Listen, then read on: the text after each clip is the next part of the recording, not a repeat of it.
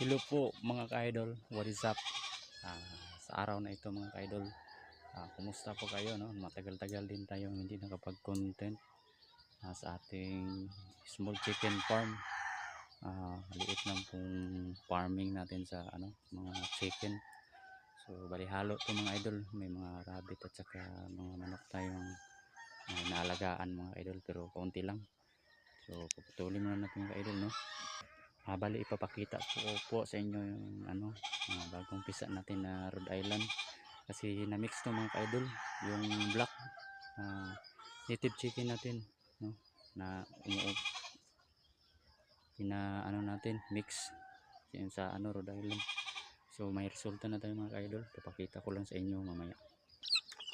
Ayan po mga ka-idol, oh. Isa lang po yung na pisa na Rhode Island mix, yung black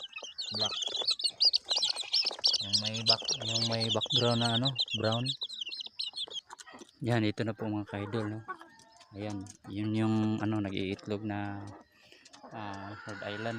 So pa konti-konti mga idol, pero pinalimliman po natin sa yung native chicken natin.